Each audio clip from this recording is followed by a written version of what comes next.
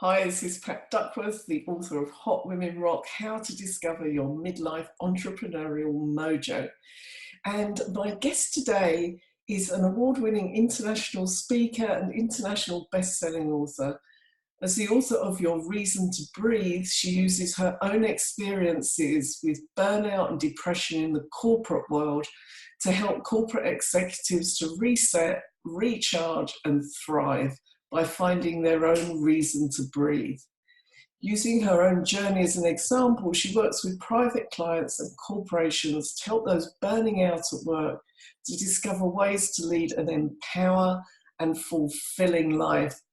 So that's a big wow on that. And so my guest today is Sarah Ross. Hi, Sarah, how are you doing? I'm good, Pat. Thank you for having me. It's great to see you. Did we first meet in Delhi, Sarah, or did we talk before Delhi? I can't remember. We met in the foyer of the Pullman Hotel in Delhi just before the start of the conference. I seem to recall you were the first person I actually met the whole of West, or Women's Economic Forum. So. What a great way to meet up.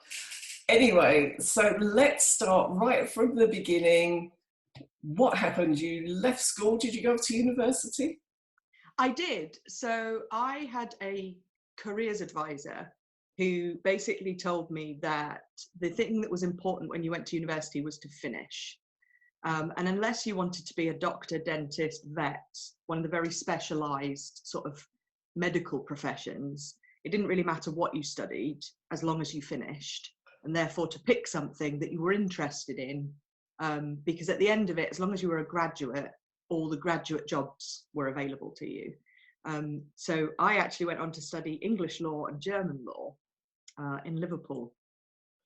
Yeah, not sure that's the soundest advice ever, but it sounds like you got off to a solid foundation anyway. So what happened when you finished and you left university? So much to the disgust, I think, of my university professor, my tutor, I had decided in about 6 weeks that I didn't want to be a lawyer. Of a 4-year course, I only saw my tutor in that first 6 weeks, and then at the very end when she told me my results, the areas of law that interested me were ones that would have required me to, defend people that I knew were guilty, and that wasn't something that fitted with me.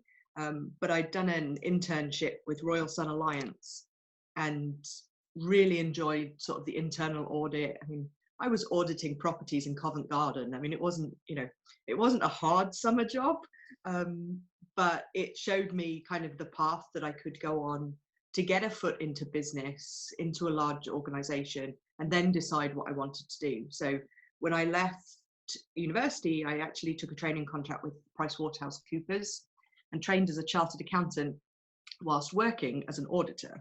So financial year end was my life for 3.5 years. After I finished PricewaterhouseCoopers, I wanted to work for a company that actually, I knew what they were doing. I knew what we were selling.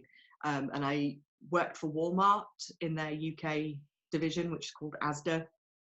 I was there as we put in the Sarbanes-Oxley after Enron collapsed. They sent me to Japan for 6 months to implement the same processes over there. And then as I came back from Japan, I was very much aware that my German skills were deteriorating, and wanted to do something with German, whether that was live in Germany or a German-speaking country, or work for a company where German was the corporate language. And Walmart at the time had German operations. And so, we were looking at opportunities, and there was some in the German office.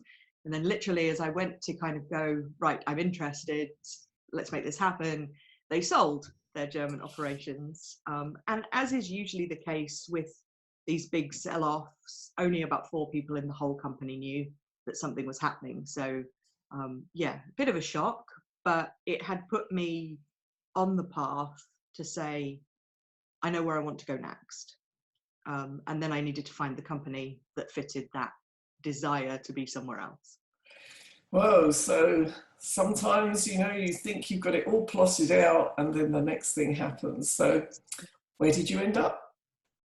So it took me 9 months. It included a lot of different interviews across Europe in various different places, but I finally ended up in Switzerland at Novartis, the pharmaceutical company, in internal audit, which had been my kind of bread and butter for up to then.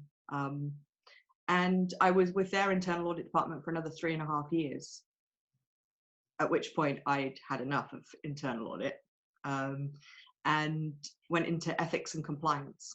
So, and at a pharmaceutical company, there's always going to be work in ethics and compliance. So you were there for 3.5 years, and what happened next? So in total, I was with Novartis for 7.5 years. Oh. 4 years in ethics compliance. I was chief compliance officer for emerging markets. So 50 small countries across 14 time zones, stretching from Malaysia and Vietnam right across to Latin America, and including most of the stands in Russia. And I was traveling 85% of the time. I saw a plane more than I did to my friends. And yeah, things started to go wrong and I burnt out. And 5 years ago, literally now, I left the corporate world. Gosh, so how did you experience burnout? What was that like for you? Because we all use this term and sometimes it's just like, oh yeah, I'm burning out. But for you, it was pretty serious, wasn't it? Yeah, so I probably didn't realize that I had burnt out or was burning out until I started the actual recovery journey. Mine started, you know, I'd always suffered from migraines, you know, maybe one a month, you know, or fewer. And I was having trouble in my relationship with my partner. So I gave up the high travel job, you know, job I loved, to take a desk job. And that wasn't the same for me. And so, you know, I wasn't as content in my work, but I felt that the relationship was worth saving or worth working for. And 2 months after I changed my job, he left me. And this was the man that I was planning to spend the rest of my life with. And so I went through that period of grief. My health started to suffer. I was being bullied at work. Health-wise, I needed 2 dental implants in my jaw, and they wouldn't take. There was so much negativity, negative energy in my world that as soon as they said there's a chance these might reject, my body was like, we're going to reject them. Yeah. And, you know, so I went through implant surgery 3 times.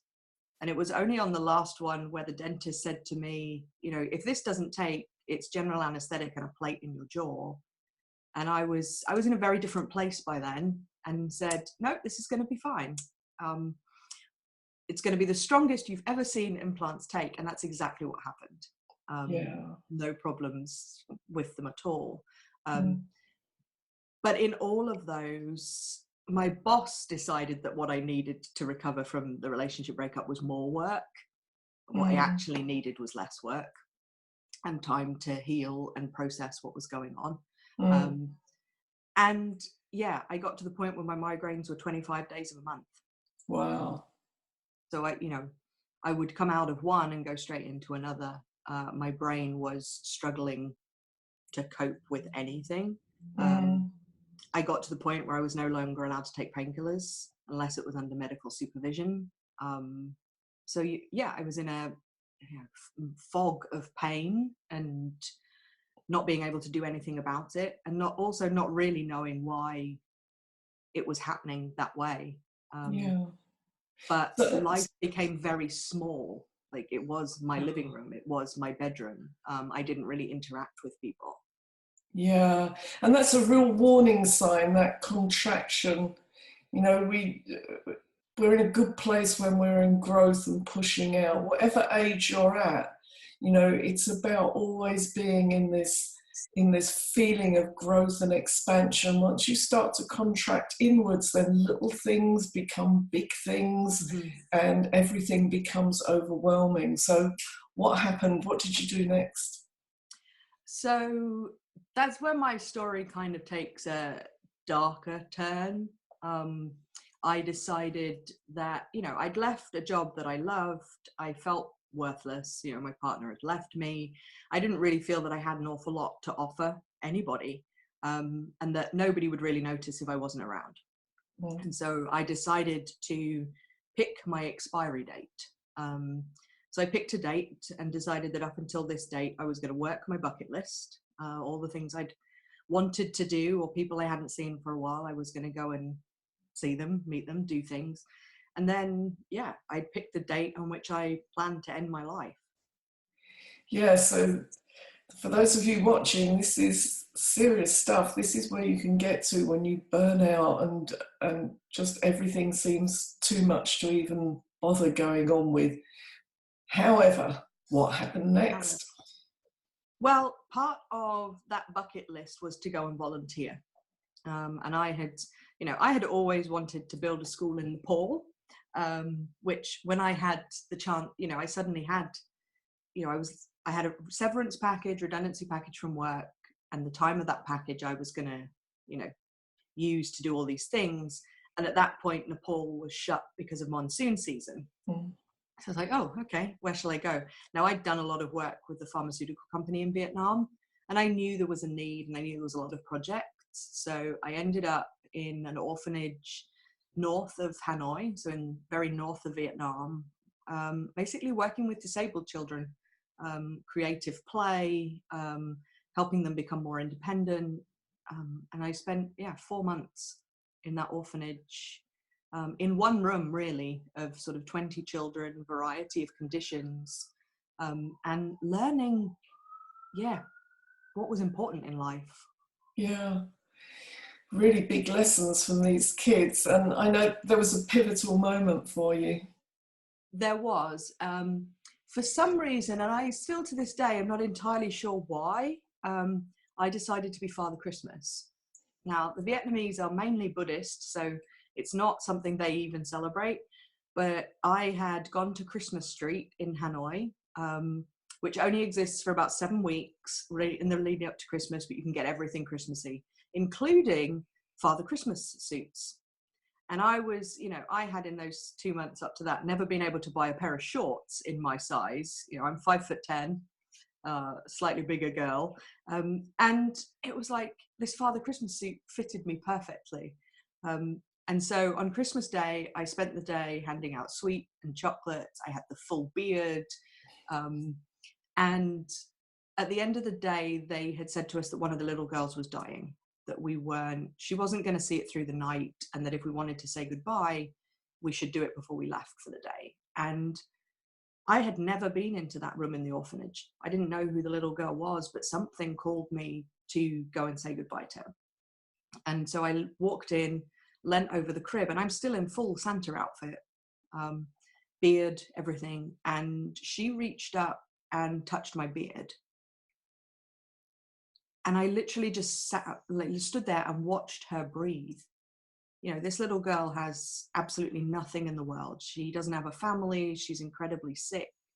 And yet she's fighting for every single breath. And there was me planning to end everything. And compared to her, I had everything. I had a family. I was educated. I was 4,000 miles away from home, traveling. And really that moment was, what am I thinking? What am I doing? And that was the pivotal point. I took a deep breath. I took another deep breath. And kind of that was the moment I found my reason to breathe. And it's the journey from then onwards that I now use with other people to help them experience the same.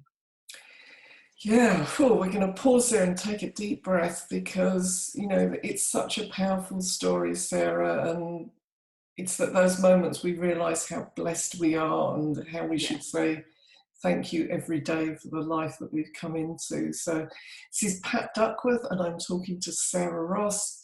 And carry us forward then into what steps you took after that and how you set up your business. So the key for me was actually asking for help. So Einstein says, you know, the level of thinking that creates the problem can't solve the problem. And that was very much my kind of thing as well. I needed to ask for help. I needed somebody to even know what I was thinking, and where I was. And so I had one business card in my wallet that day. And for some reason, I had taken this business card with me to Vietnam. And I still to this day do not know why that was the only one I took. But it was a coach. It was somebody who then I worked with him for nearly 2 years, and actually, you know, came out the other side, recovered, changed my life around, realized what was important. And as I was going through that process, I mean, I worked with him for 6 months before I opened up about what was really going on in Vietnam. And then once I told my story, you know, even in that session, a couple of other people had opened up to what they were struggling with, or, you know, one had opened up to being abused and was then able to get the help that she needed. And that's when I kind of realized myself that the journey I'd gone on was for a reason. And this was perhaps that reason, that I was to help other people not get to the point that I had got to, by helping them even earlier in their like journeys, but also to be there for somebody who might be thinking those dark thoughts or needed that person to reach out to. Now, it's really easy to not want it to be your parents or your family or your friends, because none of us really want to admit we're struggling or, you know, can't handle things. And sometimes it being a stranger or someone you're not as connected to is exactly what it needs to be. Yeah, I mean, as a therapist and coach myself, I'm always so appreciative of the vulnerability that my clients show when they come to see me, and the fact that they've taken that step before things have got too bad for them. And with a therapist or coach, it's that unconditional positive regard. It doesn't matter what the story is. I'm just there to help mobilize your resources so you can get through it. And sometimes just that space is what's so important, to be able to say this stuff out loud and not have the burden of somebody else's grief or judgment or whatever. If you've just got somebody who goes, okay, and now what do you want to do? It sort of takes the burden out of it. Was that your experience of working with a coach? Yeah, I mean, I think in the way, because I hadn't opened up, you know, I'd asked the coach for help to be a better person. Now, I knew what that meant. And even in the first couple of months working with Bernie, it was, you know, he challenged me. What is your reason? Why are you even in my classes? And what are you doing? And, you know, in the back of my head was, well, because I want to live. Now, that's probably the most powerful answer to the question, what do you want? You know, that you can think of. But because I still didn't want to tell even him what I had really been thinking, you know, so he'd give, oh, I want to be the best speaker I can be, or I want to be, you know, a successful businesswoman. It was almost still holding stuff back. And so when you had that final release, I mean, in the process of getting to the point where I could actually admit to what had been going on, you know, I sang on a stage in a theatre in Rome. I did stand-up comedy in London based on my, you know, my own story. Not that part of the story, other parts, but, you know, it was always continually pushing me out of my comfort zone. I was in acting classes. I was learning to be authentic, surrounded by younger people, because I was definitely always the oldest in the class. But the one thing that always struck me was how hard an actor dreams. And that was something you don't see in the corporate world. You know, you might say, oh, I dream of being an entrepreneur, or I dream of this. But when you actually get to the nitty gritty, are you really willing to do absolutely everything? I mean, these kids, bus tables, they work 3 jobs to get one audition, you know, and there's 500 people at the audition, and they are so used to dealing with no. Have you defined your purpose now? Have you got clarity around your reason to be on this earth? So there's two parts to my reason to breathe. One is to help others find the power of that. Um, they find their why, find their reason to breathe. For some people, it is an office job. It's just not the one they've already got.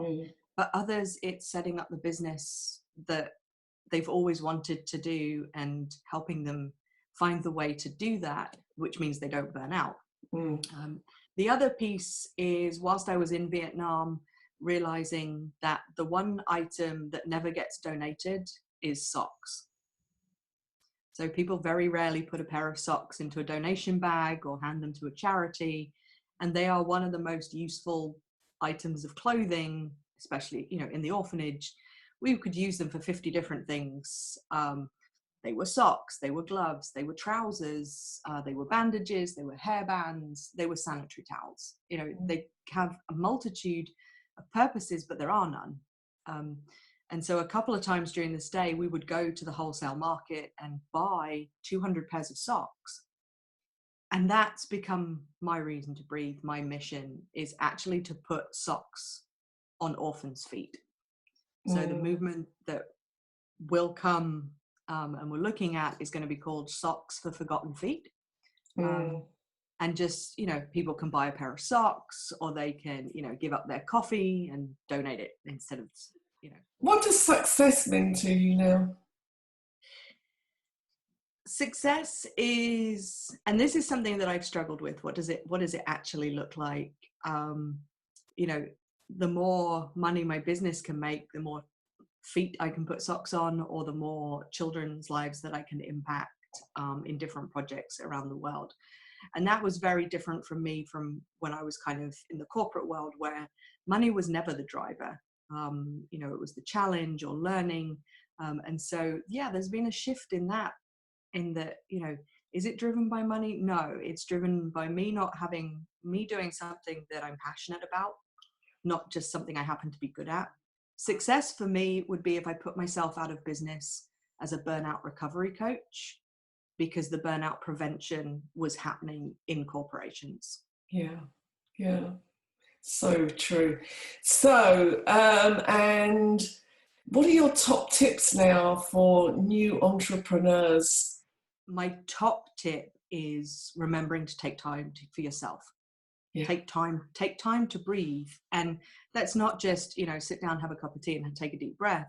That's really saying you need to, on your schedule, in your calendar, have time for things that make you smile, things that make you happy, the hobbies that you used to do and you've put on hold, things that used to light you up as a child. I used to be an avid bookworm, and in the year leading up to that pivotal moment, I hadn't even touched a book. I liken burnout to old-fashioned Christmas lights. So, you know, you've got this long chain of lights and one bulb is slightly unscrewed or is broken, and that's burnout. But in the old-fashioned lights, because it doesn't happen in the new ones, if one bulb went out, they all did. Which is why it feels like the whole world has gone dark, that nothing you do is right, nothing is working. And actually, it's finding that one thing that puts a little bit of light back in your day. And then turn the bulb, and it doesn't have to be a lot, but once the bulb is screwed back in, it all lights up again.